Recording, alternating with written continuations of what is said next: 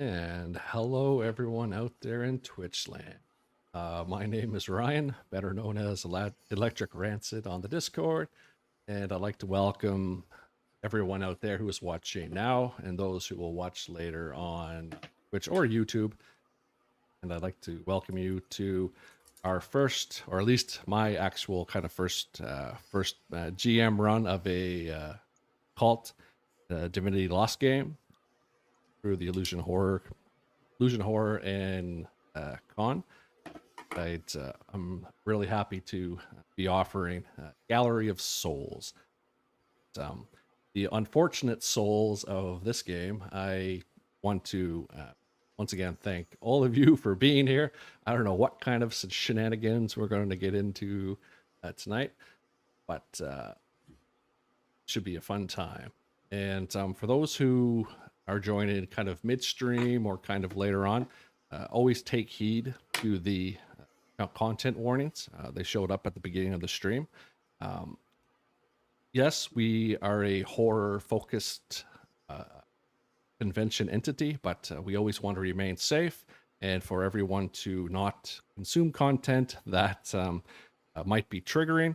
And yeah, we just want you to enjoy a story. We don't want you to hate a story, then hate us, then go away because we didn't.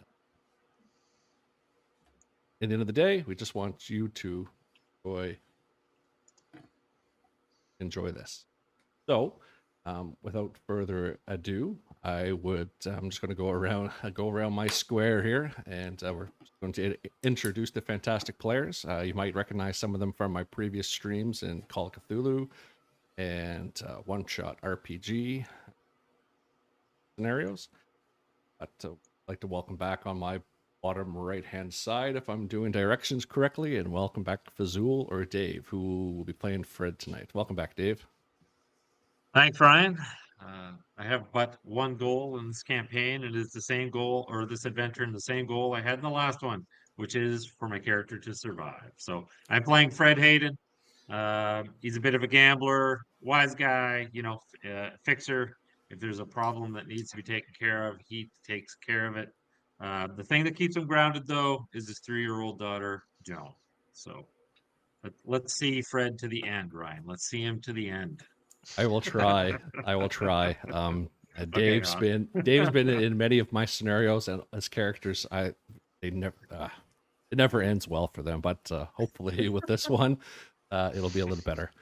And playing his divorcee, a little bit north of his character portrait is Baziel or Chris. He'll be playing Elizabeth. Welcome back, Chris. Hey, very, very happy to be here. Thank you so much. Yeah, I'm going to be playing Elizabeth Bennett, who is the ex-wife of Fred there, and she is the femme fatale of the group, and yeah, so a little dangerous, a little manipulative. We'll see what happens. Excellent, great to have. And in my top left-hand corner, streaming for the first time on the Illusion, is Jerry. He'll be playing Ray, the Enforcer type. Welcome, Jerry. Hey, thanks. Yeah, Ray Astor is he's the pugilist of the group. Likes to break kneecaps for the mob, like you do. And then he comes home and has dinner with his mom. Just a big knuckle dragger with a heart of gold. That's Ray. Nice. And appearing for the very first time on the Illusion stream himself is Matt, Doc Tracy. You might have seen him on Symphony's Discord or many of stream. He'll be playing George. Matt, I'd like to welcome you to your first stream on the Illusion. Hey, thank you for having me. Yeah, I'm playing George, sort of the bookish type of our little collective here. Great with numbers. Although he is from the UK, I'm not going to do an accent because God knows it'd be a war crime and probably kick off World War III or something. But yeah, I'm the accountant type, a World War I veteran, and just really trying to make the best for my family here. So much like Fred there, I'm just trying to survive at this point. I've played a couple games with Ryan, and they never end well. I think I think there was this What am point. I in for? Yeah, I think there was this point about 5 years ago, just a little story where someone just looked at me after a game and it's like, Ryan, you're an evil GM. So ever since then, I've kind of had the tag of, oh, well, GM's playing. They're going to run a game. You're not going to survive. So I've tried to avert that over the years, but judging by all the stories told here or things tonight, I don't think that's working too well. But it is a horror setting and a horror game, so maybe that's what I should keep on striving for. But who knows? We are All talking right. about cult here, though. Yeah, I know, right? Maybe next stream. Excellent. All right. So, for those out there watching, Cult Divinity Lost is a horror system. The system runs more narratively. It uses the Power by the Apocalypse system, or a version of it. And the only thing the players ever need to roll are they're called player moves, and all that it ever is 2d10. The store mechanics focus on making the story progress and inserting things of the horrific nature. For those who, the best way for me to describe Cult to people who are just joining in for the very first time, it's like if you've taken the Matrix and put it together with Constantine. I think that is probably the best kind of description of it. In sense, in the Matrix, where you're just kind of walking around, the normal world, doing your thing, having your cup of coffee, going to work. But there's something there. There's something you don't know. You have a sense, but you can never find it. And so that's where it takes the kind of angels and demons of Constantine and kind of put it in a kind of like Matrix style universe. But the characters today, stories are usually kind of developed around modern day horror, personal horror. But this particular scenario, Gallery of Souls, is, I'd say it's one of the two kind of good starter scenarios that is good at bringing in new players and great for veteran players to play as well. So I find it's a good one. It'll definitely be multi-session for those who are joining in. You're going to be in for a wild ride.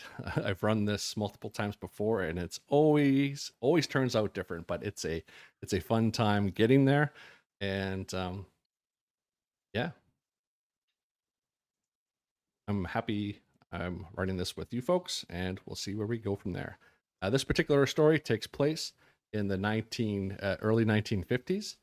The players here, they work at a casino. It's called the Sahara Casino, just in Vegas.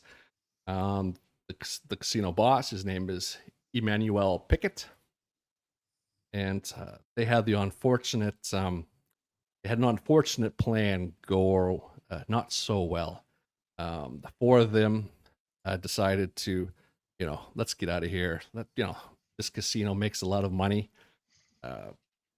They won't miss a little bit. So they tried the job of robbing the place, but it didn't go too well, and they were caught. So this is where we start the scenario, the outcome of this botched robbery job on this Las Vegas casino in the 1950s. It's hard to breathe. Your heads are covered in chicken feed sacks. Your mouths are gagged, and you haven't had a drink of water for hours. Ropes cut into your wrists, and you are sore after being kicked and beaten by your boss's henchmen. All of a sudden, doors open, hands grab you violently and drag you out from the back of the truck. They force you to kneel in the sand.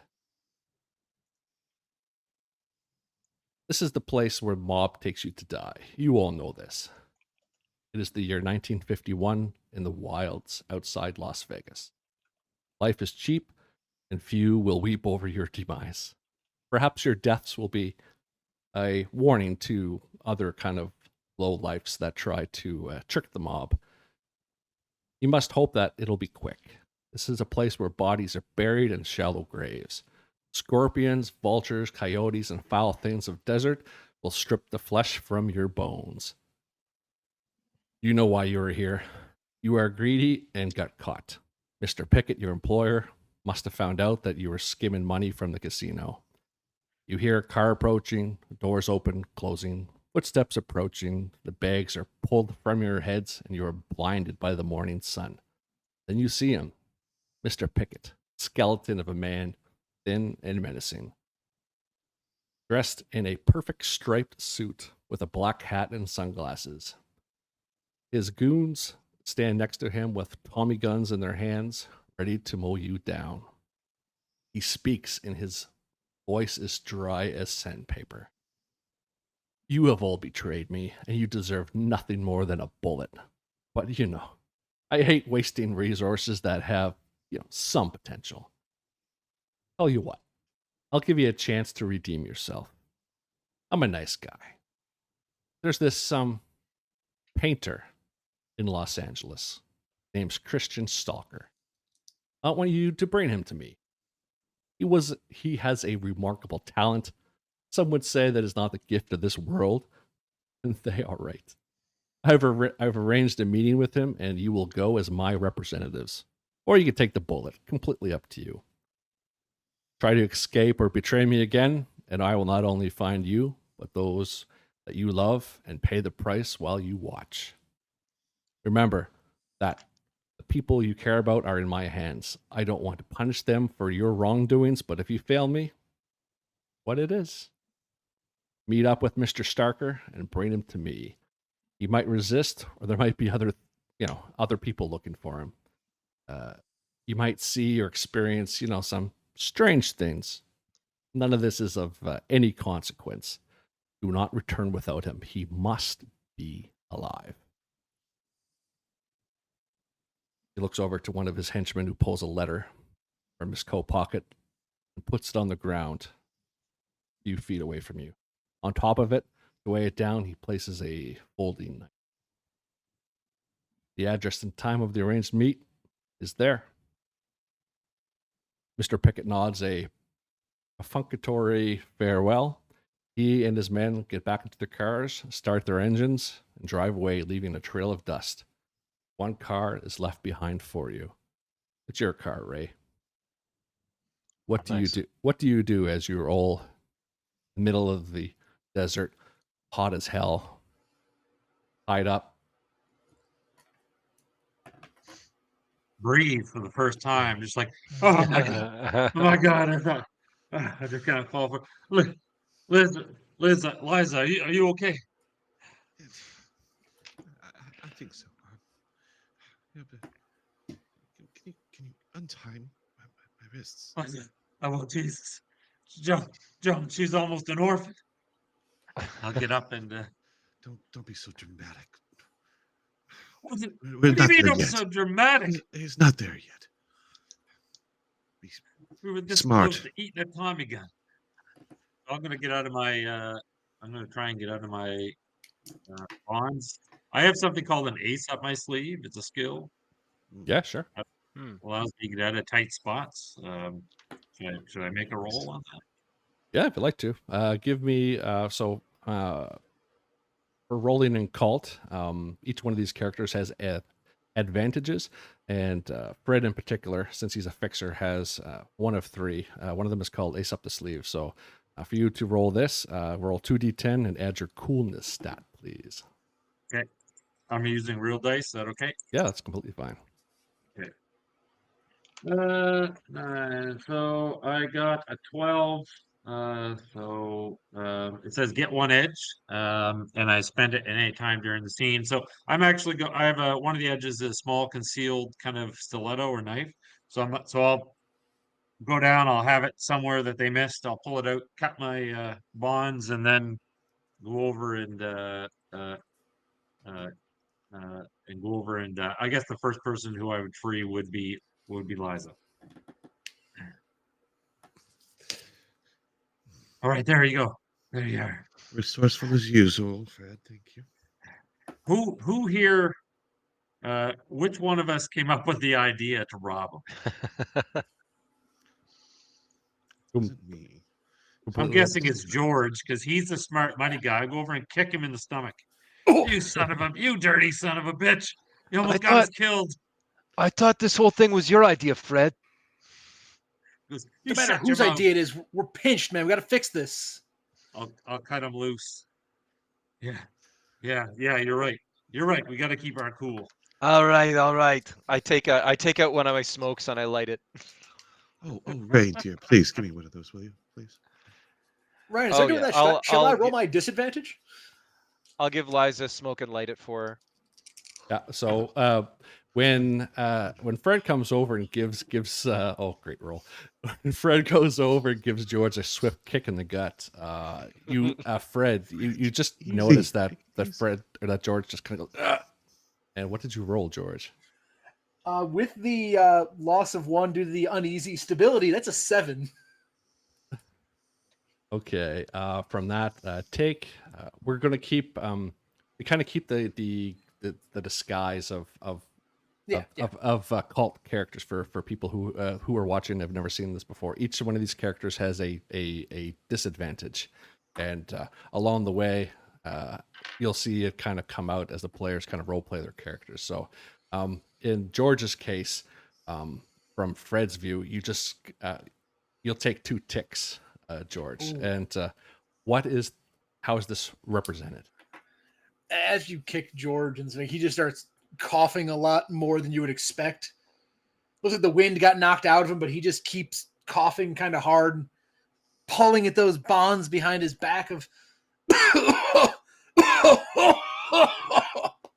Fred, dear, can you loan me that switchblade for a moment? I'll hand it over, and I'll look. Did they leave our stuff, like my gun? And Liza comes over and I'll check the splits trunk of the car. your bonds, George. She cuts you Is loose. this There you go. Stand up Is this tall, a- boy. is this a good time to roll my disadvantage? Yes, says- actually. Okay, I'll roll. So is it 2d10? You add them together, or are you rolling them like? Yep. Okay. Roll 2d10, add them together. In your case, Yeah. you will add +0. So there's usually no stat, like no pluses or minuses attached to disadvantages starting out. Okay. I'm reminded of past guilt. GM takes 1 hold, and I'm just looking. I'm just smoking feverishly at the thing. I toss the keys absent-mindedly in the vague direction of Fred, so we can get the trunk open. But he's just staring at a freshly dug grave or buried in grave. That he's been here before and buried some people, and he's just staring uneasily at the spot. Yeah, and as you kind of look over to Ray too, Ray, you get a little bit. So what a hold usually means in cult is that it gives me liberty to do something either now or later on to kind of screw with your character a little bit, put something in the way, or just kind of narratively put something in. So I'm actually going to use it now. So part of that, when you kind of described how you kind of gone, when you looked over at George and the way Fred kind of kicked him in the gut, it kind of just reminded you of stuff you've had to do kind of in the past. And this one particular one where you didn't feel too good about it, so you remember that a little bit, and it's causing you a little bit of an anxiety. So it's kind of subduing you a little bit. And from everyone else, when you kind of look over at Ray, you see that he's kind of. How would anxiety come out in Ray? Yeah, in Ray, do you think? He'd be kind of running his hand through his hair and scratching the back of his head and kind of like loosening his tie. Definitely kind of slumped shoulders and looking at some of the areas that look like they used to be graves or where other Oh yeah. Other folks have been buried in shallow graves. Yeah. Yeah, you notice that there's a few of those out here, more than you would like to kind of admit, unfortunately. And Awesome. I think now is a good time for you, Elizabeth. Can you roll your disadvantage, please? Oh boy, Let's see what happens here. this is going to get interesting.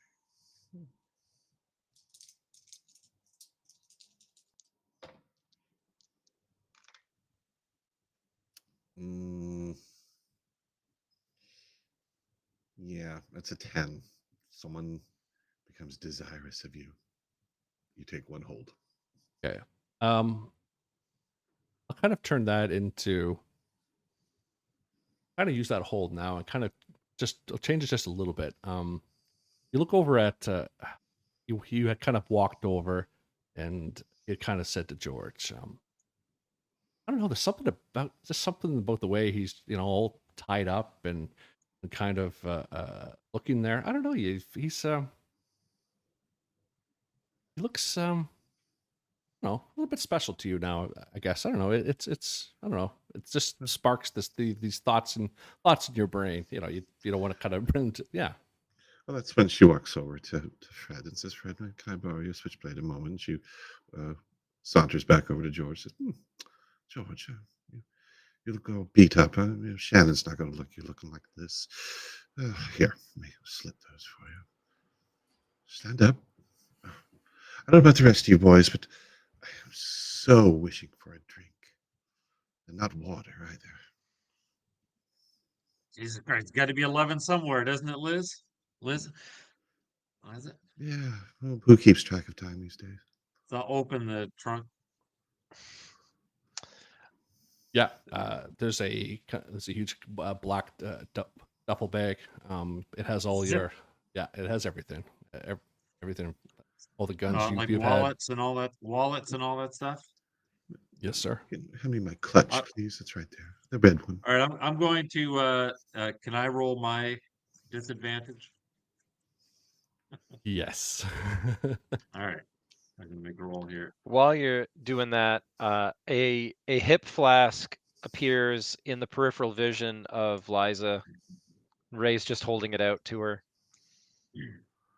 Oh, now that's a man I can look after. Thank you. She gingerly takes the flask from, takes a nice swig, and she hands it back and pulls out her clutch and takes out this ruby red lipstick and just puts it on ever so gently.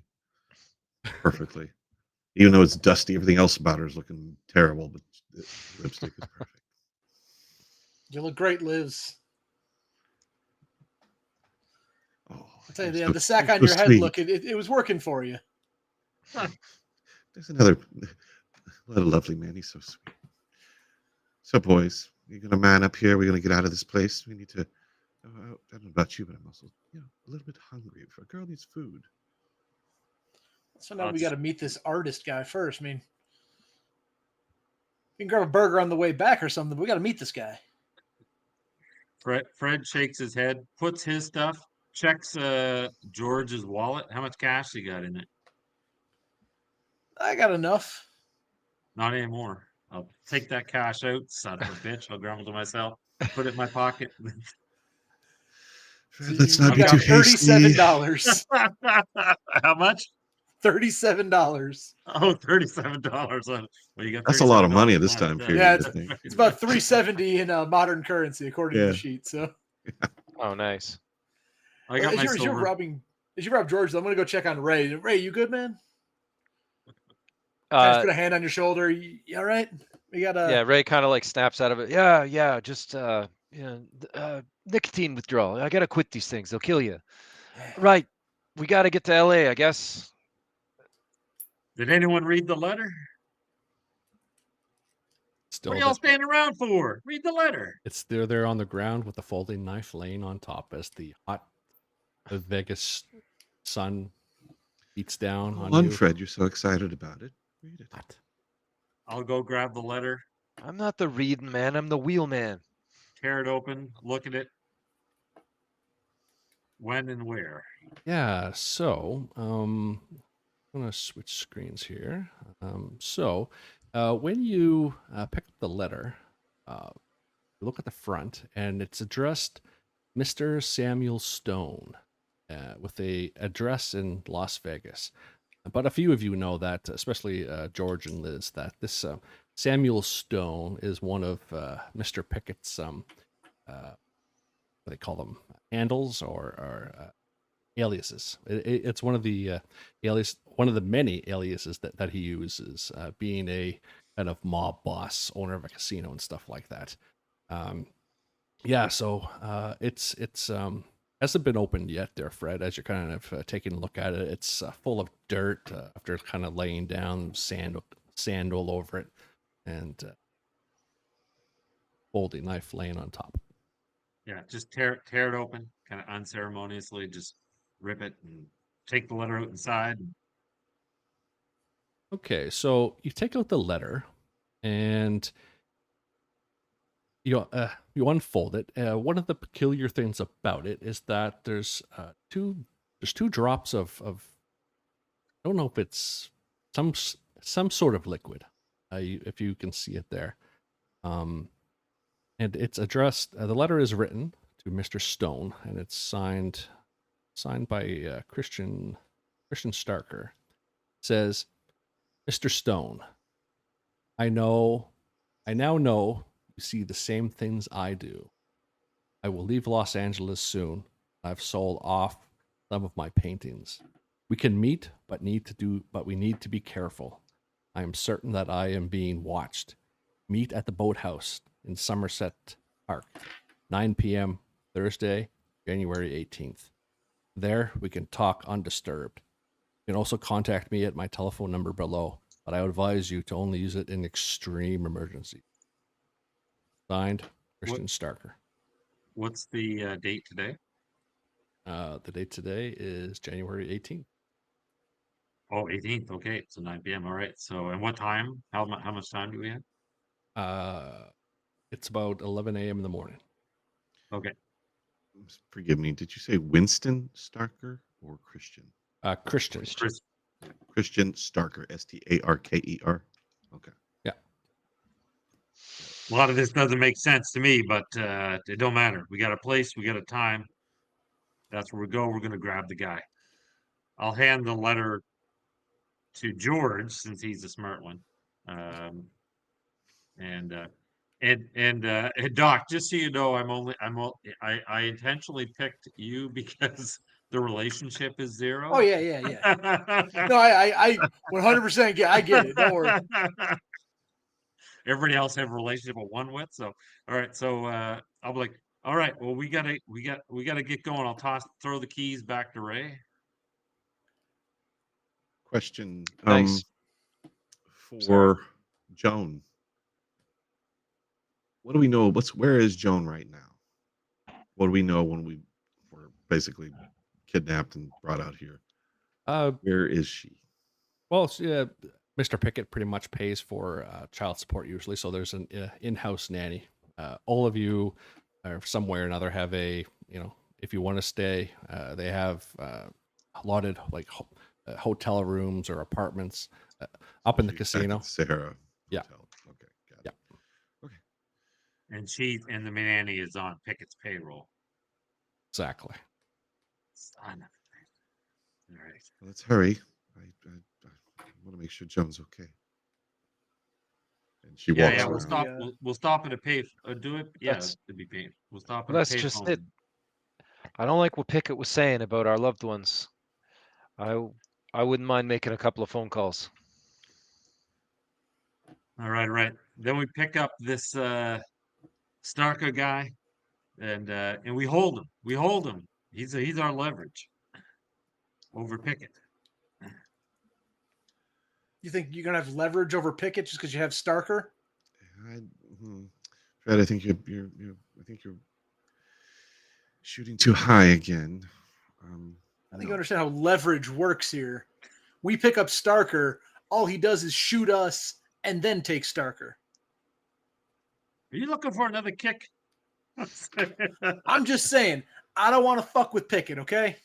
Well, what do you suggest? I Let's say talk about this as we end the we just hand him over. He's liable to shoot us anyway. Hey, it's better than pissing him off and having him shoot us angry. Yeah, well, maybe a couple of us take Starker, go to a hideout, and then only a few of us show up with Pickett, and we negotiate. Give ourselves a chance. And we just got to get this guy first, then we can figure out what to do with him. Let's fucking get him, okay? I want Alright. to, as we're arguing, I want to rub the two dots on the letter. Do they feel like they could be blood or ink or something? Are they smearing? They smear a little bit, but you've seen blood. It doesn't. It's definitely not blood. It's just some kind of red liquid. It could be paint, could be nail polish. You really can't tell. Okay. Look, we're not going to pick up nobody if we all die of heat exposure out here in the desert. Now get in the car. We could roll and talk. Liz already got into the passenger rear door side. She's sitting in the back. Yeah, he'll go to Fred will go to get into the back of the tube, but he's like, gee, look at my shoes. These are hand sewn. That's No, why I you know leave what the they're kicking. worth. That's why you leave the kicking and the punching to Ray over here, and you stick to smiling and making nice. All right. And I'll get in whatever spots left with a dry cough, as everybody else is already loaded up. It sounds like. So I'm gonna start. I'm gonna peel out of there, just big cloud of dust, and I'm gonna start heading to California, like to the interstate. But I'm gonna be keeping my eye open for like stopping at the first diner, roadside gas station diner thing that we come across. Yeah, sure. And one of you has definitely made the trip from outside Vegas to LA. It's only about a 5-hour trip. So the meeting on the letter mentioned it's 9:00 at night. So you definitely have time to, deal with your situation, deal with your feelings, and just kind of like burn it down, check on people if you like. Totally doable. And you all get in the car. No reprieve from the heat, but at least it's your car, Ray. You get in. You find your stuff is still kind of where you left it. You open the glove box. Your black glove. Your black choking gloves are still in there, and Nice. the beautiful Liz sits down in the front while the other kind of get in the back. Oh man, if you're gonna squeeze the life out of some fool, you gotta have some nice gloves on, just to make the experience a little bit better for him. Pardon me, boys. And Liz gets up and she's looking for a telephone booth. Is there one inside? Is this a diner type place, right? Is there a telephone booth?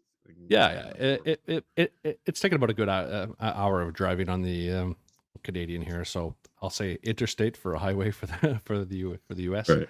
Yeah, and so it takes about an hour of driving. You're able to find one of those diner type areas on the side of the highway. That lone telephone power pole with a phone. Right. I'm sorry. I thought we had already arrived there, but so were you saying something, Ray?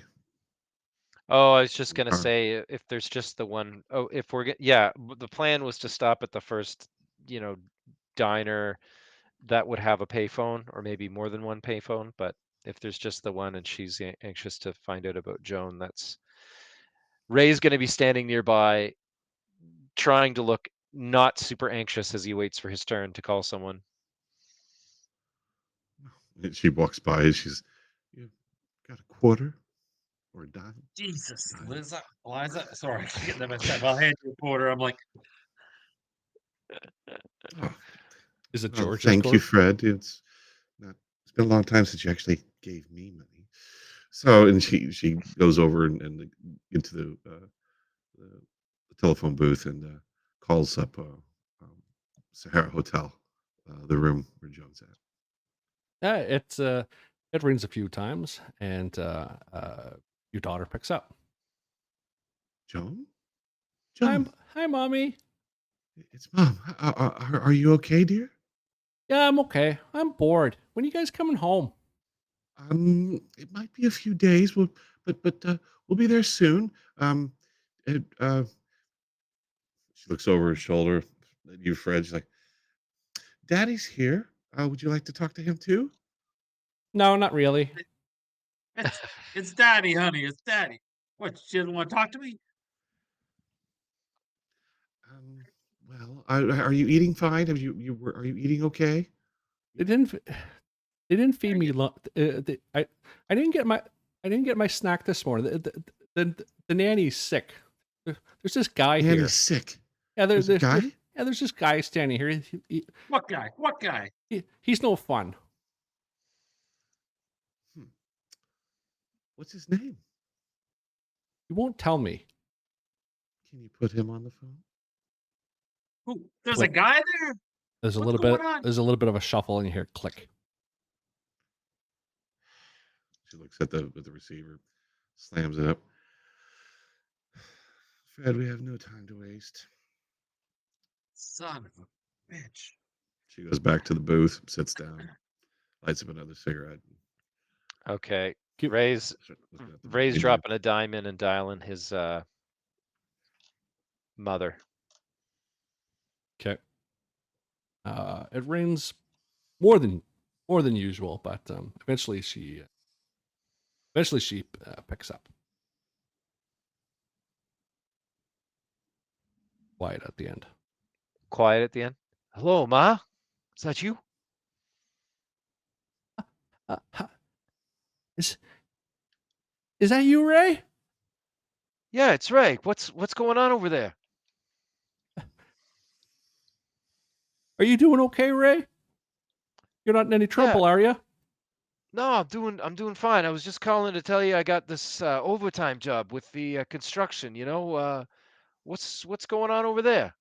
Oh, construction. That's nice, son. I just I just fell. Sorry. I fell and I hurt my head.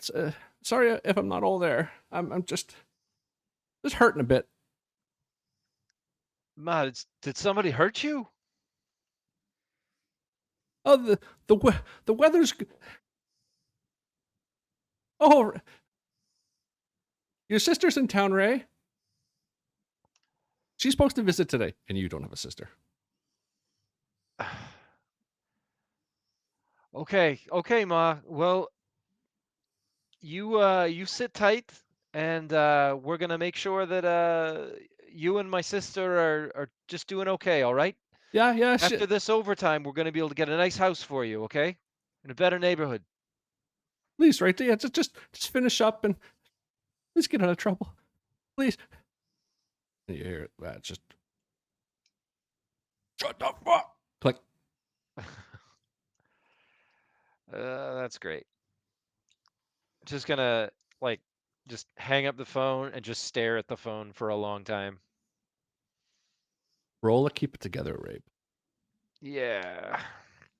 So that is kind of the sanity-based move for Cult Divinity Lost. So take 2d10 and add your willpower stat. Yeah, which is For Ray, that would be +0. it is +0. So I got a 10. 10? Okay, so for Cult Divinity Lost, for those who are watching and don't know, you roll 2d10, add 2 dice together, and you add your stat to it. And how it kind of works, if you get 15 and above, it's a total success. If you get between 10 and 14, it's a partial success, and something like, there's a consequence usually. And from 1 to 9, it's a complete failure. So Ray here, he rolled between a 10 and a 14. So in this kind of narrative-based game, dice always makes sense. So in this roll, you lose a stability, but you get to pick. You get to pick how you think Ray would react to, your mom she's definitely in distress. You definitely realize that someone is there with her at the other end. So in your case, you can pick: does Ray become angry, sad, scared, guilt-ridden? You can be haunted by this experience at a later time and not take any stability loss. Completely up to you. I think, well, it's very on brand for him to be guilt-ridden, I'd say. Okay. All right. So how that works, you look at your stability chart, and since you started one level lower at uneasy, you've actually gone down one more, and you are at unfocused. So you're kind of still in that range of only -1 on disadvantage rolls, but role play wise, Ray is like you said, he's standing there, he's looking at the phone, and he's just completely. That's kind of how it happened. He said he's just staring at it unfocused. So yeah, no. Just takes a big pull from his hip flask. And was I at uneasy already Yes. from the guilt roll earlier? Was that it? Just from being thrown into a trunk chicken feed sack on your head. Okay, everyone starts at uneasy. Yeah. Okay, I gotcha. Okay, awesome. So yeah, he's gonna just, again, he's just kind of shaky, trying to bolster himself with a big belt of heavy booze from his hip flask, and slides into a booth with the rest. You got anyone you want to call, George? Yeah, I want to try to call my wife. All right. That would be Bring up Hello to Shannon for me. I will. Don't worry. Okay. You make the phone call. He gets through. Shannon, you there? Hey George, how's it going? Things are okay, but they said I'm not. They said I'm not singing tonight.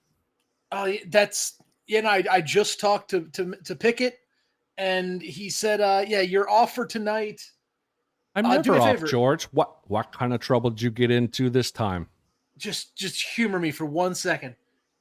Grab a suitcase and get the hell out of Vegas right now. What are you talking about? I'm not leaving Vegas. I love it here. I love singing at the casino. I know you do, babe, but just trust me. You got to get out of there. Can Fred walk up and knock the hand receiver out of his hand and push him away from the phone booth? You can do whatever you want. Okay. I will do that. Okay. Yeah. What the hell are you doing? What? I'm You're taking getting your girl out of town, meanwhile our families get whacked? Just because you didn't have the brains enough to tell your family to get the hell out of here. She's a 3-year-old kid. Well, you know that maybe if she had a better father. Your girl getting out of town is going to tip off Pickett that we're trying to screw him again. I'll get on the phone and I'm going to say, George? I'm going to say, George, what happened? Shannon, this is Fred. Don't you do shit. What? You just sit on your ass, drink, go gamble, do what you normally do. Don't do shit. What the fuck did George do now? What the fuck did George do now?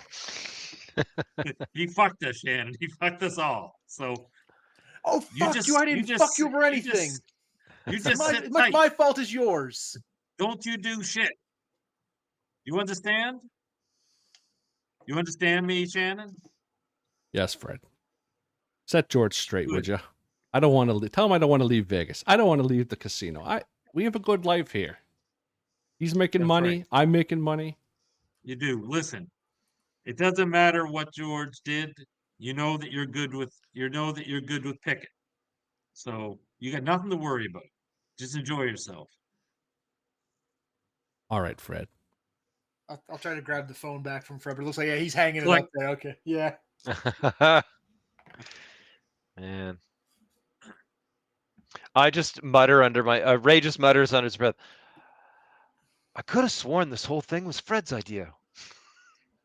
At this point, I'm beginning to think it might have been. Well, I am a master schemer, I guess. So, Yeah. but he'll never admit that. Gentlemen, All right, calm down. we got to get First things first. Sustenance. She's sustenance. she's waving over the waitress. Were you walking around with a dictionary in your purse? Fred, how many times I tell you? He's waving over at she's waving over at the waitress and waving her over. Ray's like looking at Lisa just really quick before the waitress comes over. Is like, I think in a place like this, sustenance, you better have a loose definition. All right, let me put it for you, Belucas. Food. How about that? Food. Let's eat. We need to eat. Yeah. Okay. Fine. It's always a waitress says, "Ah, good afternoon, dear. What's your name? Sally. I'd like to Sally. welcome it. We don't get too many visitors out here. Oh, you guys Well, are from Sally, I was just looking at your menu here, and I really was having a difficult time going between the chicken salad and We're not at well, Sunday brunch. the turkey. Fred. Fucking order and Fred, go, will you? I'll take a Bobby burger and a Coke. Thank you. Okay. Make it quick. Menu over well, to George. I'll just go make that 4 to go. You don't want to hear about the special? The special today is a turkey gravy And sandwich. I'll take out George the money I took off of George and pay for the burgers. Oh, You're welcome, everybody. you guys are from the city. Don't get too many big city folk out here. Where are you all heading? Did you put our order in? Oh, sorry, Derek. 4 Bobbies with Coke Black coffee. and a black coffee. Where are you heading? Amanda likes coffee. I like that. All of you are the strong Right. silent type. Mm. Miss, how did you end up with these 3? Oh, Trust me, it's been a nightmare. This one I actually have a child with. Ooh. Another nightmare. I'll tell you about it later if we had time. But really, we need that food to go. Really, right away. Could you please do? Hey, Derek, make it to go. And if you need to freshen up, there's there's a bathroom on the outside for for your guests here. But a pretty lady like yourself, if you need to put on a little bit of makeup, and because you look like Dear, you look like you need to take care. You can use the employee What bathroom a in the back. sweet girl. Thank you so much. And she gets herself up daintily, kind of squeezes herself out of the booth and heads out to the powder room with her clutch in hand. Okay. And while she's in there, she checks for the 25 automatic pistol and puts her garter on around her leg and makes sure it's nice, loaded, and ready to go if necessary. Oh yeah. Mm-hmm. And so yeah, she freshens herself up, and I don't know what these guys are doing while she's in there. pacing. Okay. Ray has not acknowledged the waitress' existence except to say black coffee. Yeah, and the waitress doesn't really kind of she looks at the 3 of you, doesn't really kind of start any kind of conversation. She kind of points out to the flyers that are kind of like how in some of these places they kind of act like it's the restaurant, it's the gas station, it's the corner store. She kind of points like if you're lost, there's maps over there that you could purchase for a few cents and all this other things, but going into kind of deep like conversations doesn't seem to be privy to that. But you kind of look in the back, the cook he's smell the cooked meat, and eventually some 4 Bobby burgers and Cokes and 1 coffee come out your way in these kind of like greasy white bags and Nice. crappy cups. All right. We'll grab them and No. head out to the car. We are not eating that in the car. We are not barbarians. We are going to eat that here. You're going to get grease all over my leather. He's worried Ray, about his be a weather. dear. Liz is coming. Oh, Ray, be a dear. We don't have much time. Listen. We gotta take care of your mother. How long does it take to eat a burger? I don't care, Ray. We gotta go now. We only. She looks at her watch. We need to go now, Ray. Please, Ray. She strokes your face with her hand. Please, Ray. How does Ray react to the actually very kind of smooth and good smelling hand of Elizabeth?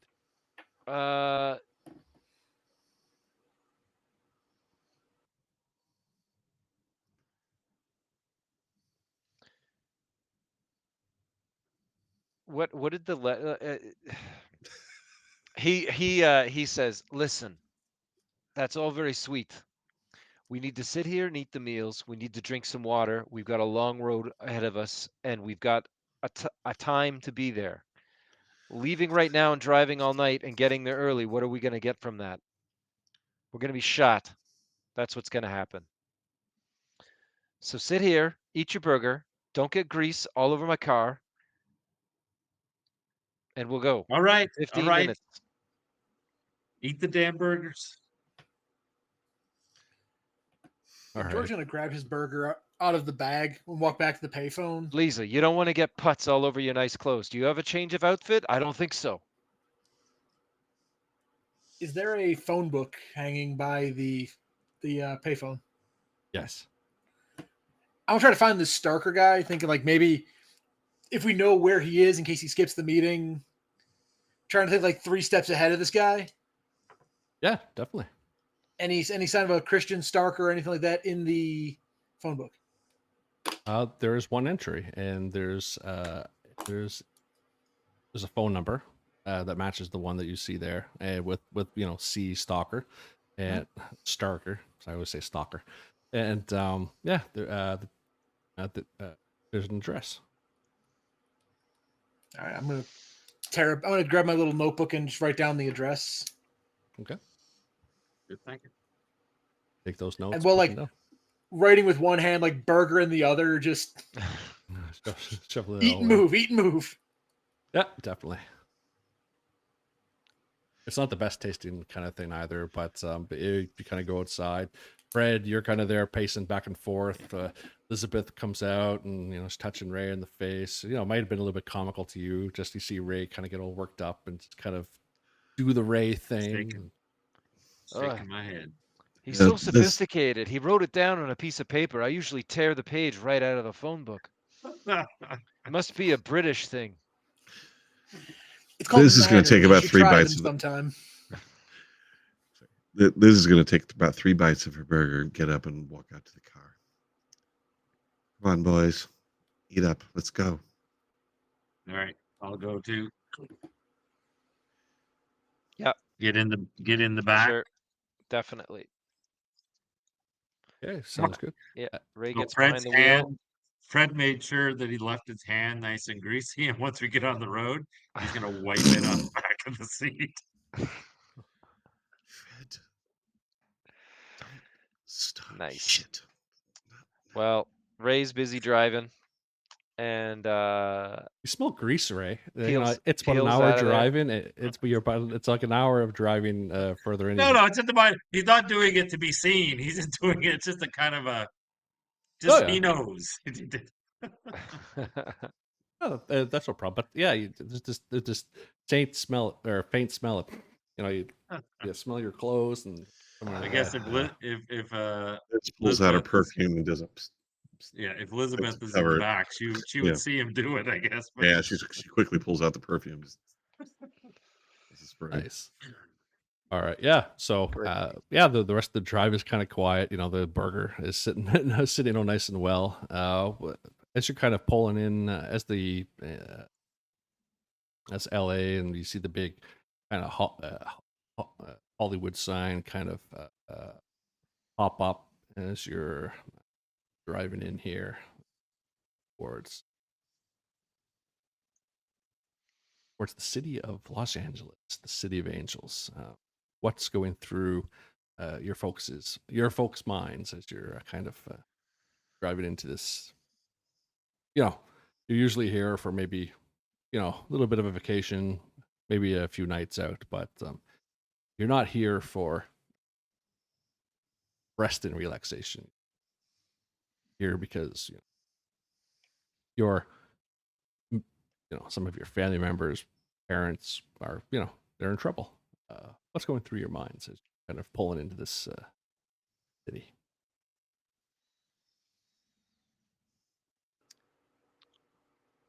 Liz has been staring out the windows as they driving into LA, and of course she can't help but think about that last film that she didn't do so well in, and it kind of destroyed her dreams. And that's when she met Mr. Pickett. Her dreams of becoming a Hollywood actress, Hollywood star, just fluttered away.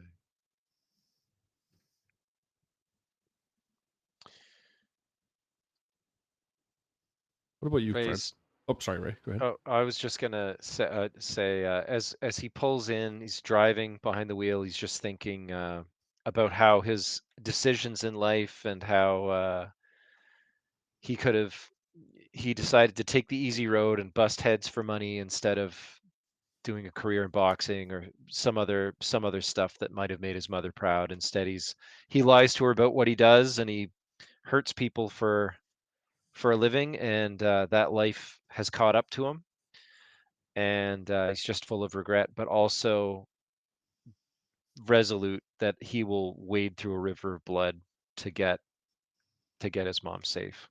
So he's very determined to do more of the things that he's guilt-ridden about to get through this.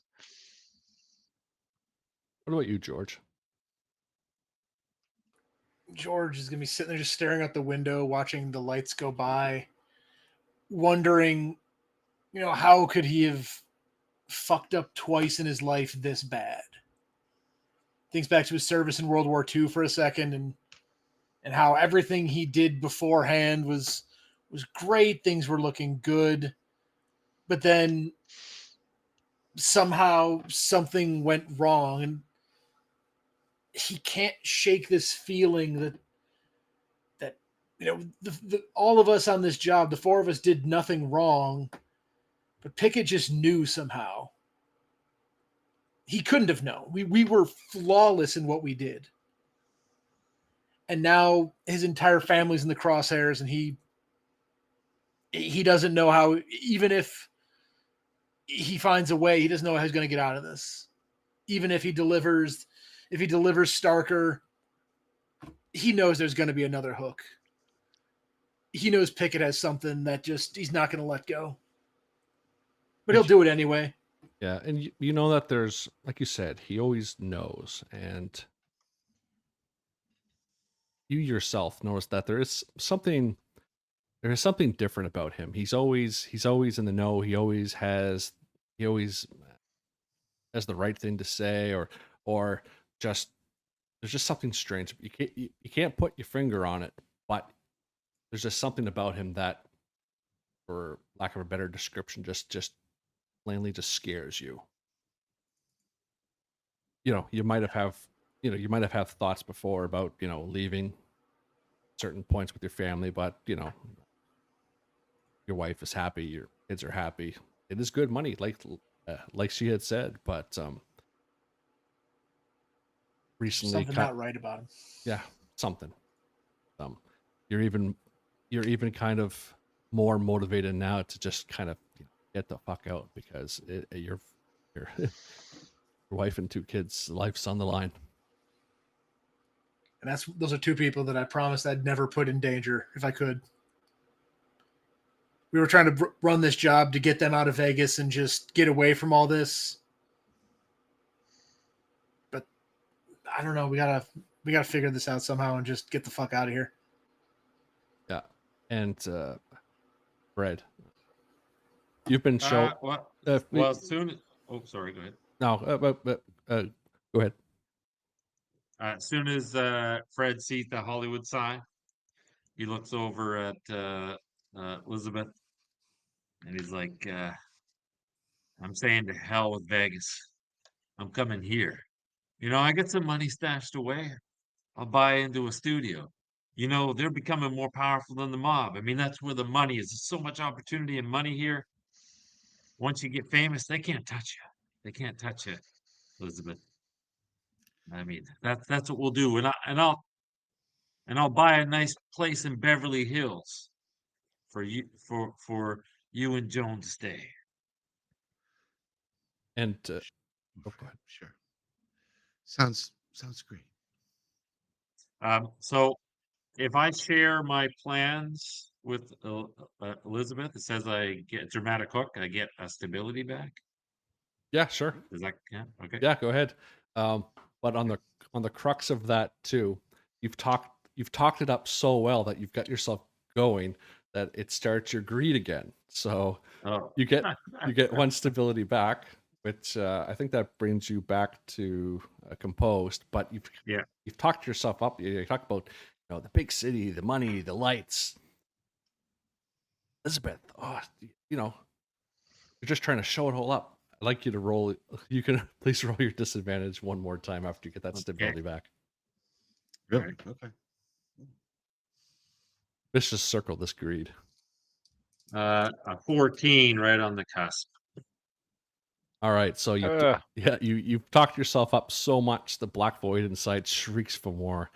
You are coming into a place with lots of money, movies, actors, actresses. Maybe that could, maybe you could, get get Lizzie here into into one of those movies. Make her dreams come true, and maybe once you find the stalker, Starker, and you can get Liz into a movie. That movie that she's always wanted to kind of go in and be in. Just be that actress, be that star. Be up on that billboard like John Wayne as you're kind of driving by and you see these movie billboards and platforms that are kind of going by. That's Liz. That's where Liz is going to be. Well, And I'll formulate a plan in my head. It just kind of snaps together. So I keep a little black book with all my important information.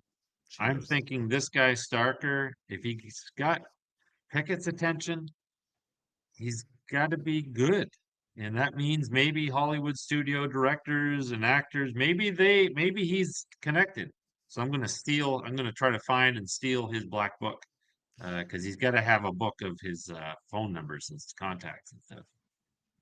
Fred, how many times I have to tell you? Unless you know Cecil B. DeMille personally, you're not going to get anywhere with this. We're gonna know him. I'm gonna know him.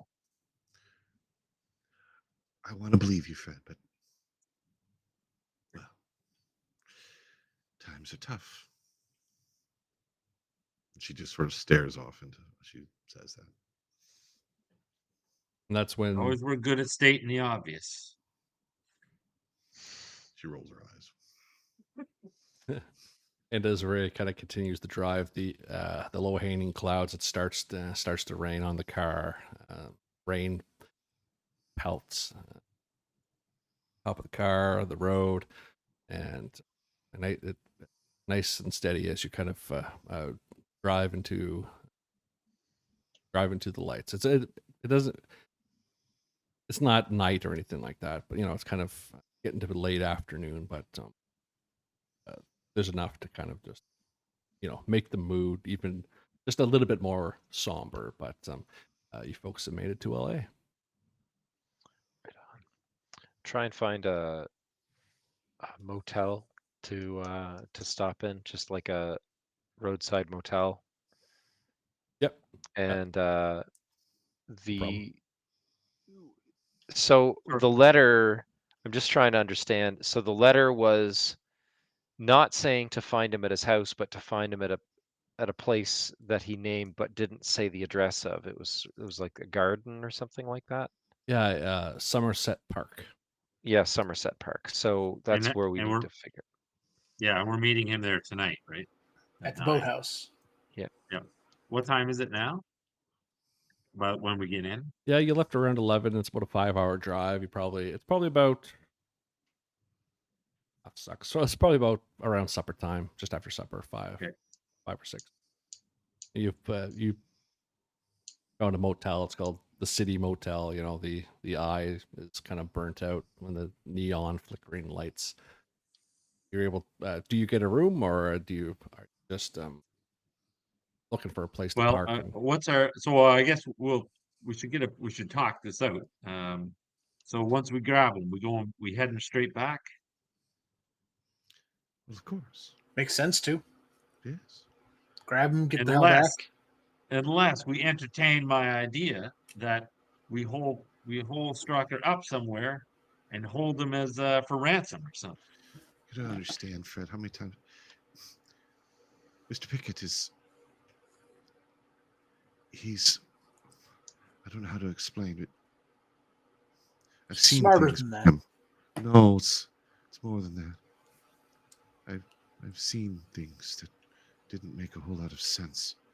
Things that Well, you're not making sense right now. Liz is right. There's something up with Pickett. You put him up. You try to hold this guy for ransom. But we got no cards. If we just hand him over, we got nothing. We got nothing. We don't got what he cards wants. with him. He's got what? We got 1 hostage versus 6. He's got what? How does that math work in your head, Fred? How does that work in your head? How does this play out without one of our loved ones dying? Fred, dear, how many times do I have to tell you? You need to know what the right buttons to push.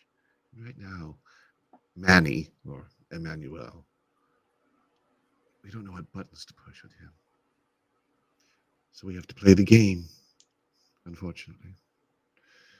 Maybe someone will put a bullet in the back of his head and we just won't have to worry about it anymore. Maybe I'll put a bullet in the back of Fred's head and we won't have to worry about it. Hey, Now, George. Tisk, tisk. so we go to this park, and he's expecting Pickett. Yeah. So Yeah. how do we do this? We make it clear that we're here on Mr. Pickett's behalf, and that we're here to arrange a meet. All right. Do we? Is there a photo? There's no photo of this artist, right? no photo, no. But if if he's well known to Pickett, then he you might be able, like, this is L.A. You might be able to find it in like newspapers or phone books and other stuff like that. Yeah, magazines. Well, it's going to be 9 p.m. at night. It's going to be dark. And we're going to be in a park. So let's say I just go out there all by my lonesome and make contact and you keep an eye. And if something happens, I'll signal you and you can come in. But whenever listen, I can lead him over. And then why don't you take George with you? He's Pickett's money man. That's going to make sense. He's there to deal into the deal, and then Ray and I will be watching in case there's trouble. Well, George is a big, strong, tough man. I'm sure he can take care of me. Yeah. Sure, George. Worst case, we just grab him there, and then Fred can come and do what Fred does best. I'll nod to that. Right. So, Ray, dear, darling, your flask. May I have a small nip of your flask? Yeah. He pulls it out and hands it over to her. Wipes the end of it off with his sleeve. Oh, how sweet of you. Beautiful eyes, you know that. And she takes a nice swig of that. I'm assuming it's whiskey or something of that nature. So hands it back. Yeah. All right, George. Takes it, puts it back. Ready? And she pulls out her pocket mirror and checks her face and does the lipstick and everything. Adjusts the tits, whole 9 yards. It gets everything together, and then okay, I'm ready, George. Ready? I think maybe we should check out this park ahead of time, scope it out, figure out our positions. Oh, that's fine. I'll stay in the car. Yeah, that's fine. And Whenever you say if we've checked it out, then I'll go out. and So this guy, what are we doing? We throw him in the trunk, putting him in the back seat. We tying him up. I'll Let's leave that try- to you we're good not- Politely. boys. We're Ask not him doing politely. any of that. We try the He's supposed- carrot before the stick. He's supposed Maybe to he just want. gets in the car. All right. That's the whole all right. point there, dear Fred. I was going to just, Fred, I entice him don't to know come with us. why I have to tell you this, but this job shouldn't involve nabbing anybody. He wrote him a damn letter. He wants to meet. Meeting is one thing. Coming along for a ride is another. So we got to be ready in case he tries to bolt or brings backup of his own. I mean, Trust me, I'm he always is ready. dealing with Pickett. What, you think they're best friends or something? Liz turns to you. If Pickett's involved, there's a shady deal happening. Now I don't know what this lawyer is. Maybe he's covering his paintings in coke or something. I don't know, but there's something about this deal that's Liz turns doesn't and feel right. Liz turns and grabs your hands, Fred, and she kind of gives you that look, and you've seen this look before. And she just kind of looks at you, turns her head to one side, smiles a little bit. It'll be all right, Fred.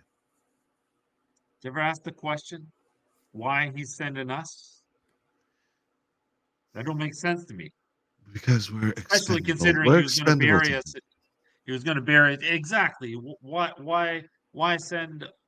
Why not send us to whack someone or something? Why not something difficult? Why this meet with an artist? It doesn't make sense. I I don't think see where we got a choice, Fred. We got to just do I'm it. not saying we don't have I know we don't have a choice, Elizabeth. What I'm saying is we just should be ready for trouble because there's something's not right about this.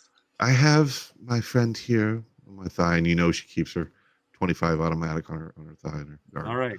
So I'm a big girl. I can take care of myself.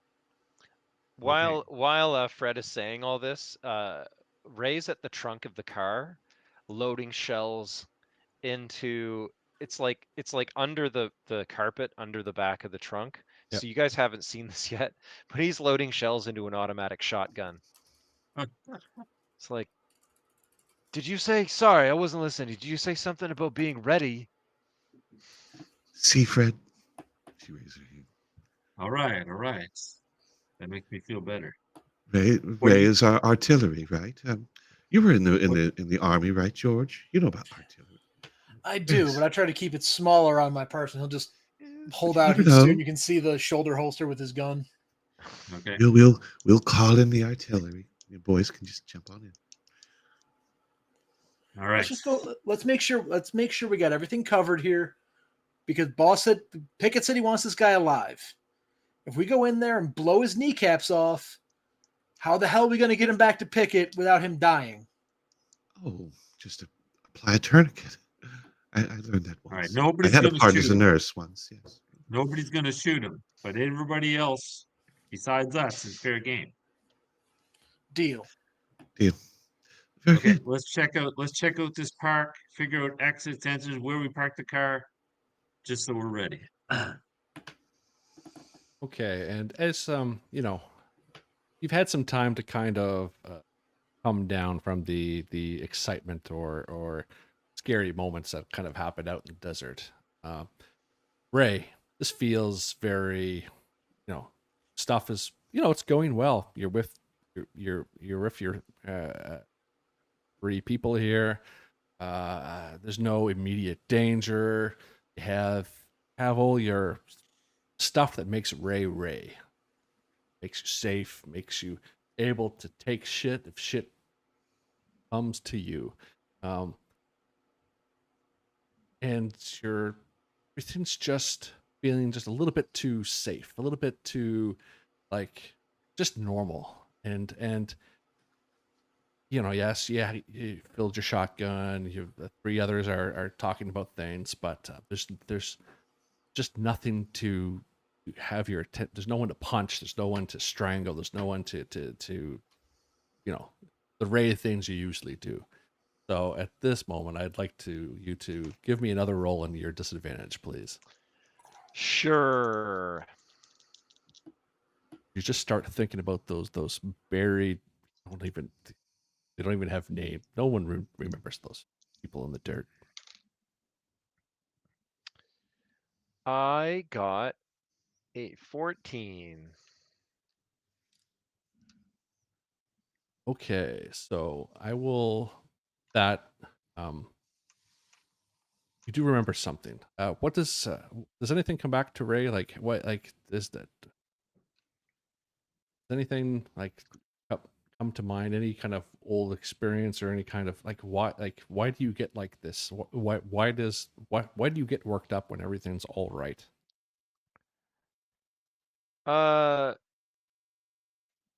Well, when everything's all right, well, it's just when he can't keep his mind. When his mind wanders, his mind wanders back to those tough jobs, like he was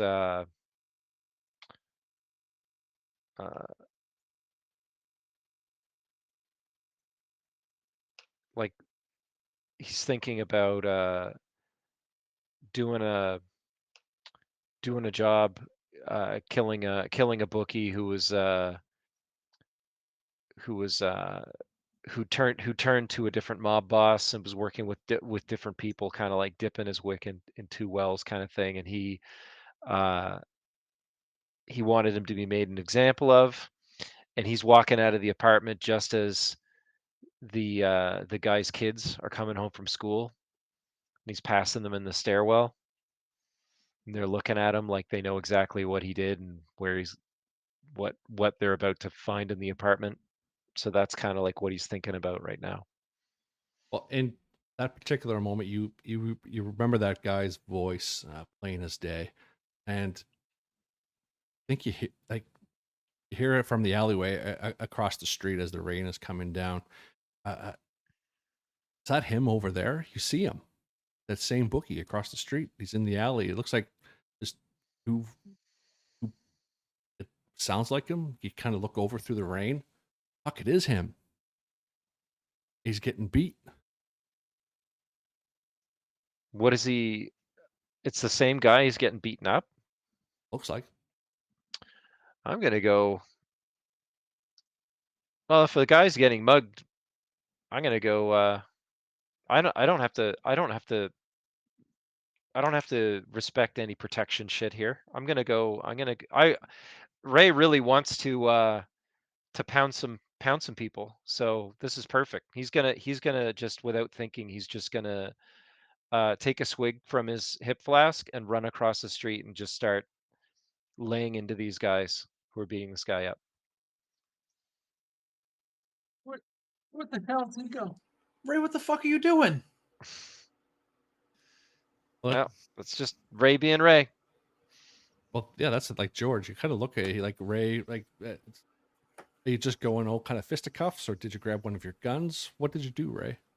He's gonna beat them with his bare hands. He always has his hidden holstered Colt, but he's gonna beat them up with his hands. He's not saying anything, just running at them quietly, just all business. No bluster. Doesn't need to do that. He's just there to do a job, and the job is going to be to pound them. Okay, and George, you kind of like Ray. He puts on his black gloves, and you see him just start crossing the street, walking toward this alleyway, and This is not looking good. there's just like two people talking, and you've seen that look in his face before. Oh yeah, I recognize that face immediately. I'm gonna try to chase after him, but obviously he's a few steps ahead of me. Ray, don't do it, buddy. Ray, get back here. Fred, get behind the wheel. Get behind the wheel. We don't know what's going. We need to pick him up quick. Okay, Ray. All right, I'll jump in behind the wheel. Okay, Ray, you cross the street. This guy's on the ground, blood flowing from puddles of rain. See him just behind behind a few garbage bags, and the two guys are just kind of standing over the laughing, kind of doing the thing that they do. It's like just making fun and laughing at this guy. And when you go over there and look down, it's the same guy, Ray. It's the book. Is Is it obvious that they beat him, or is he just there beaten up and they're just laughing at him, though? both. Both. Yeah, they're laughing at his beat ass on the ground, and he's just there on the ground, coughing up blood, looking scared, and just no, don't do it, no. I'm going to. Okay, so Ray, he just shoves one of them. You think this is funny? Is this funny to you? Just beating up dudes on the street? And he's just he's just just like this great big grin. And he just starts laughing at you. Okay, well, obviously there's something weird going on, but Ray's going with it. He's just gonna start punching these guys. And you grab one by the neck, and you just start punching. And George, like you see Ray, he goes over, and it's just like two people that just walking down the street, just two guys in suits. They stopped. Saw this guy coming over, and they're just kind of looking at him like, "Hey, what's?" Then he just starts punching one. The other guy's like, and they're just walking with umbrellas, and yeah. Fred, pull up now. Pull out there now. All right. I'm going to try to grab Ray to the best of my abilities. Just pull him off the guy. Like, Ray, it's fine. Ray, calm down. Roll and act under pressure, please. All right, let's see here. 2d10 plus coolness. Love that stat. Nice. Well, that is a 10 with my coolness. It is. Where's my sheet? Oh, shit. I accidentally closed it. Hang on 1 second. My bad. There we go. My coolness is +1, so that's an 11. Okay, you're able to grab onto Ray, and you are able to grab his attention for a second, but his elbow kind of comes back and nails you straight in back in the nose, and it knocks you on your ass. And it's a Ray elbow, right? Just bam. And Ray, I go down, I'll just start like you're like that cough again. Poor George. He's good. It started early in on George, and it just never really let up. Yeah. At this point, Liz, I'm assuming Fred is kind of pulled up alongside. Liz has gone over to the other side of the car, rolled down the car window, and is screaming at Ray, "Ray, get in the car now! Let's not come now, right now! Think of your mother!" Ray, you look back, and this guy's still out. Even after you've punched him 3 or 4 times, he still has that big old grin, and blood's coming down from his face, and he just spits blood and like in your face, and it just kind of goes down. So- but people Fill are. out the horn, Fred.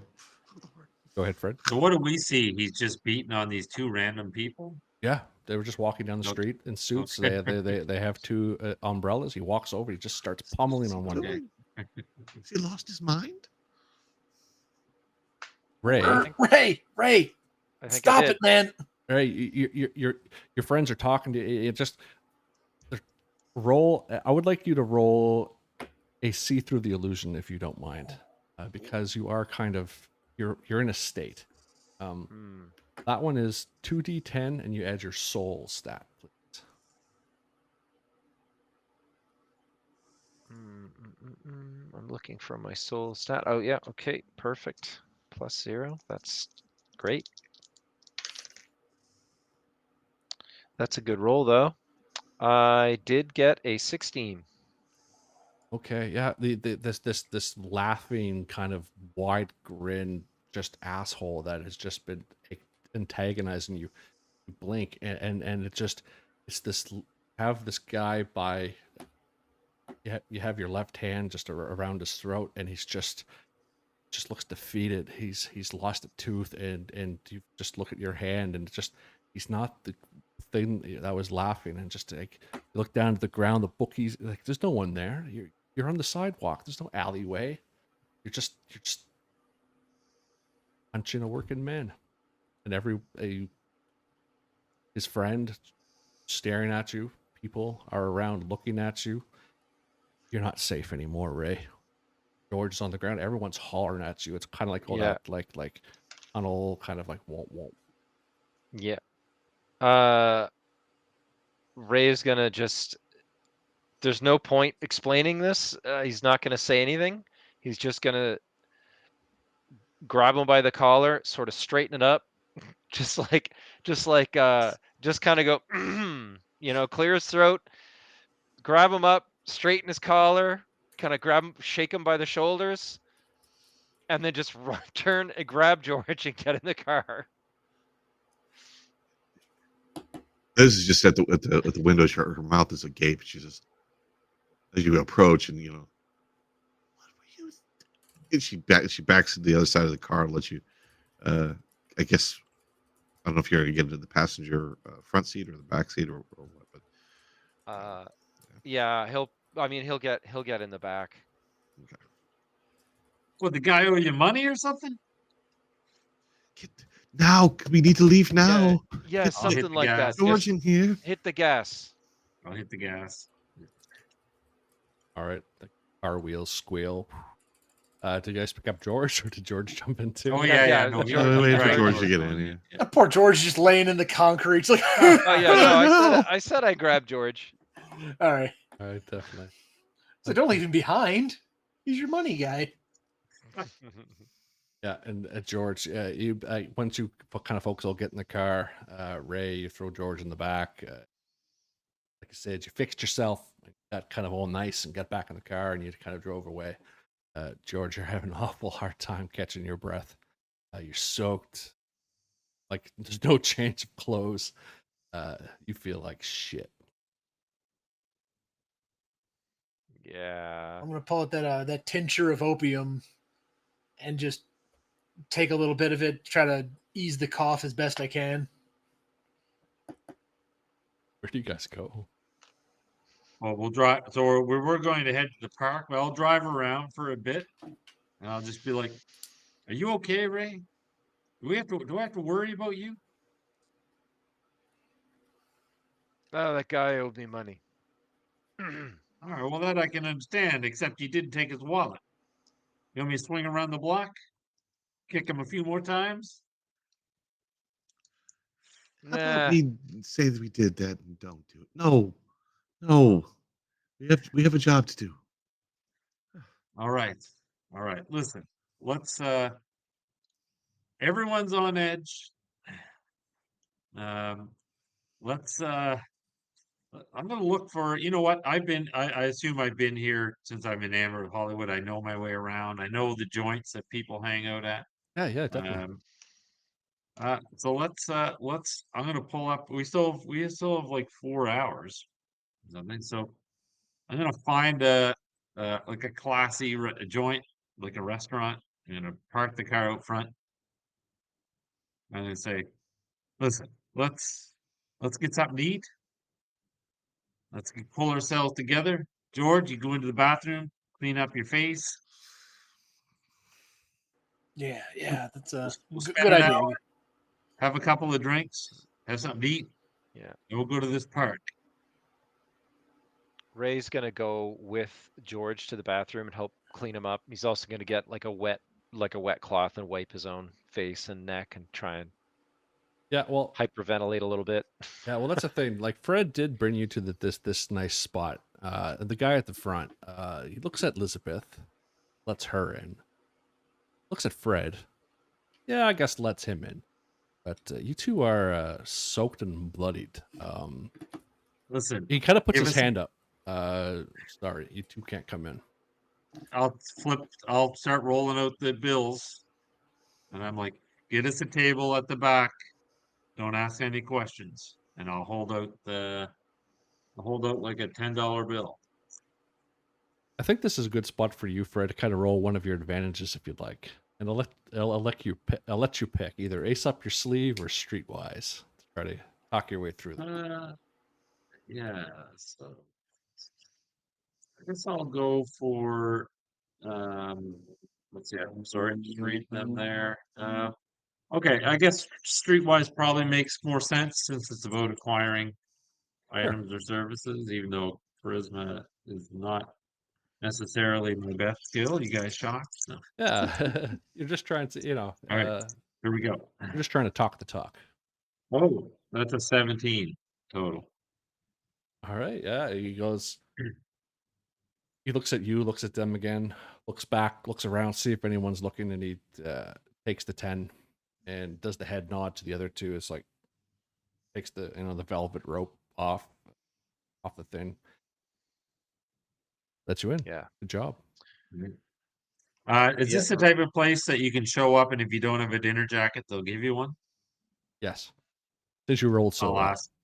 I'll ask for two dinner jackets. Yeah, it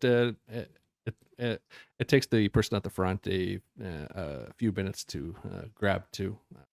Ray's a pretty big guy, so they have to go in the back and look for one. And they can go clean themselves up. Gorilla size. Elizabeth, I'll get a table. Listen, this could be the last supper. I'm ordering champagne, oysters, the whole 9 yards. George still paying, or have you gone? Or are you using Fred money? I probably burned. Well, yeah, a diner probably was only like that burger's probably only like $5 if that. So yeah, this is definitely still on George's dime against his will. It's easy to drink champagne and caviar when it's someone else's money. That's right, but he'll probably blow through George's money pretty quick.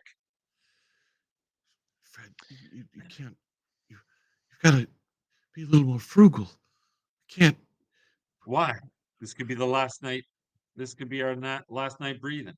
Fred, I don't know what's going on right now, but I know that you and I, somehow, one of us has got to be able to take care of our child. That's why I'm saying all of us shouldn't show up when we make the handoff.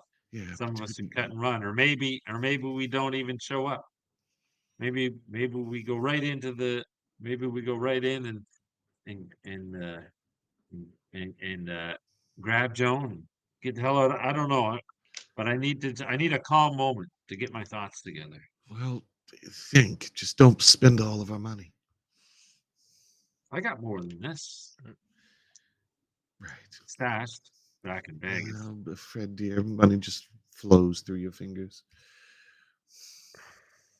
Yeah, while you two are sitting there having a nice supper on George's dime. I wanted to see if in the bathroom I could talk to George for a sec.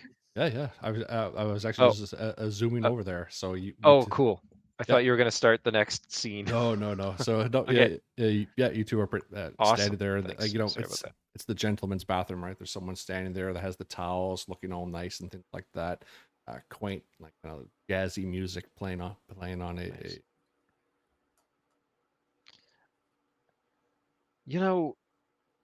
George, how you're always hinting at that you've seen some weird stuff over in the war, and you were talking with, and Fred likes to shit all over that stuff. Fred doesn't fucking understand. Well, I think I seen a ghost just now. I wouldn't be surprised. I mean, you went through hell back in that war. I mean, it stays with you. Trust me. I've seen two big ones. Well, next time you start talking about weird stuff, I think I know what you're talking about a little bit. I don't know. What did you see? I seen a dead guy, a ghost. I don't know what else to call it. Is that why you were beating the shit out of those two guys? Well, I thought they were the guys I was beating up weren't the guys I saw. It was all like a dream or something. It was like a trick. Like an illusion?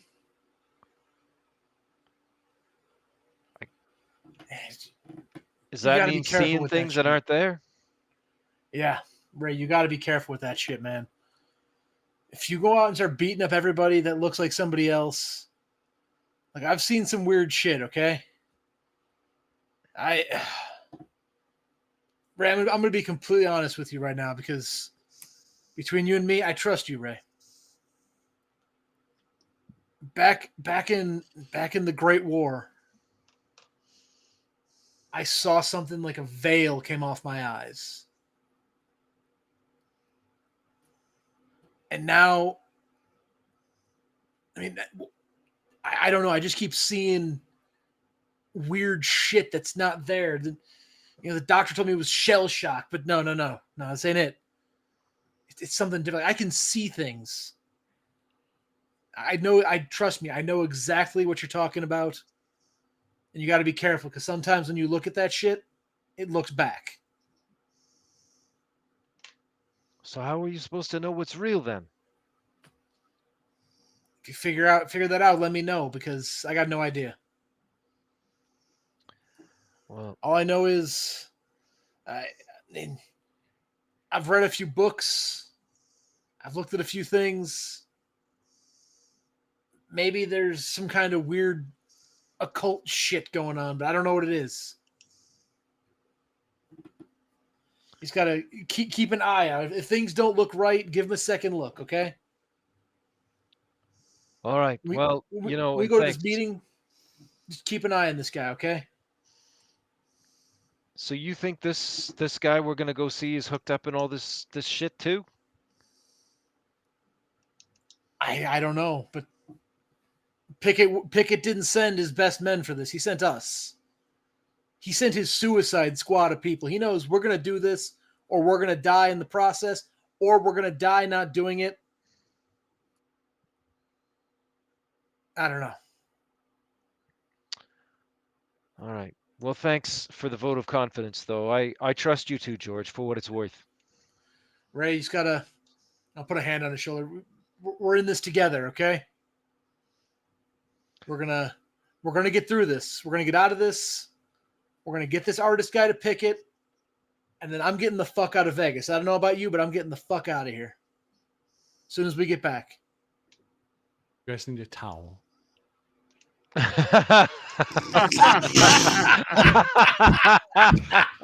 that was priceless. That's awesome. I'll just snatch the towel. Ray's like. I'm gonna open my jacket and say, "You heard none of that." My job is to give towels. I do not listen. What's said in the bathroom stays in the bathroom. Good. Keep it that way. He does look a little off. Maybe to just kind of forgot that he was standing there, but yeah, he gingerly kind of walks up, and he kind of says it They're like really sneaky. yeah, kind of like that, and kind of like just fades off background again. Mechanically, am I able to pull on my dramatic hook for supporting Ray? Of course. All right, there we go. Yeah. Nice. Yeah. So yeah, no, and so you regain one stability, and then this kind of moments that don't show up too much in Cult, but that was a nice support conversation, and I think that for Ray, George has been different. Ray, he's not like Fred's all about the money. Liz is all about show off and all the nice things. But you try to stay quiet, but George knows how to. You know that George knows the real Ray, and you might respect that. You might scare you a little bit, but yeah, George has your back. Yeah.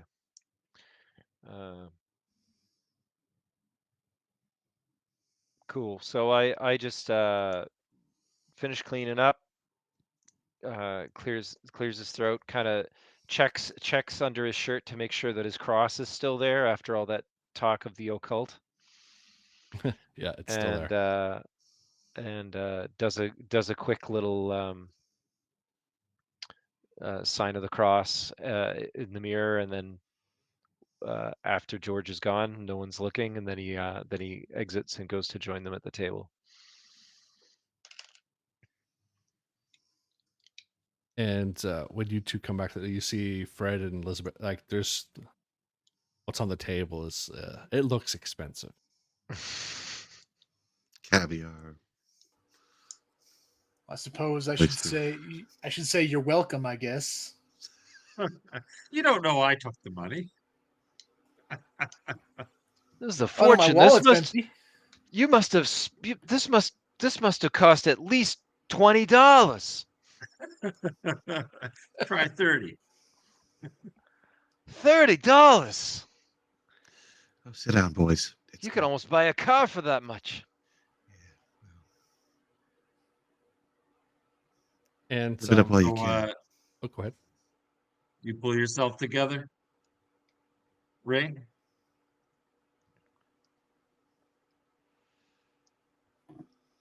Yeah, let's just not talk about it, Fred. All right, all right. Let's enjoy the drinks, the food. I told you he Let's owed go me money. grab this guy and get him back to Vegas. He knows what he did. And as you folks are kind of sitting there around the table, you notice that there's this one of the waiters. He's kind of like bouncing back and forth from table to table. He's not asking for drinks. He's not asking for much. Or it looks like he's looking for somebody a few tables away. Look Okay. familiar? No, but he does have he has a little box in it. He goes over to one of the tables beside. Excuse me. He's like a couple tables away, but he's asking for George. Like, is there a George at this table? Is there a George at this table? Who's asking? Oh, he finally comes over to your table. Excuse me, sorry to bother you. We had a package delivery for someone, George Stevens. Did you call someone? You called someone and told we were here? Who the fuck would I call? Fred. Shh. You must have went to the phone. You went to the bathroom or something. Do you see a bathroom or a phone between here and there? Oh, sorry if I. Sorry to bother you. Thank you, dear. Thank you so much. Yes, you're absolutely right. There's no And, George. Liz will take it. Just leave the package. He'd tip you, but his wallet's empty. You With that, you Liz guys have no gives money? Fred a glare. You guys have no money? Of course we have. You know, I had some money at one point, but something happened to it. Fred, you got anything on you? Yes, we have money. Give this guy Okay. some money for his troubles. What, Give you him some looking at money so me? we can fuck off. I'll throw him some. I'll throw him a bill, $1. All right, sounds good. He goes. Ray's just looking over at Liz. I remember when Pickett introduced me to Fred. He said, Fred was a real smooth talker. That's what he said about Fred. I'm stressed. How long was that? How long ago was that, Ray? What you got to remember, though, is Fred's got 2 brain cells, and they're both competing for 3rd place. George, please. What's in the box, George? What's in the box? I will open the box. Oh, exciting. George, Birthday. you open the box. Liz is like, "It's your birthday, George. It's your birthday." So excited. You open it up. You take a second look. You don't believe what's there. It's on kind of like a small white cloth. It's red underneath it, and you have to take a second look. Like it's a finger. Oh fuck! And it's not your wife. It's not adult size. About the size of an infant finger, you might say. Or We'll say that, and we'll end there for the evening. oh,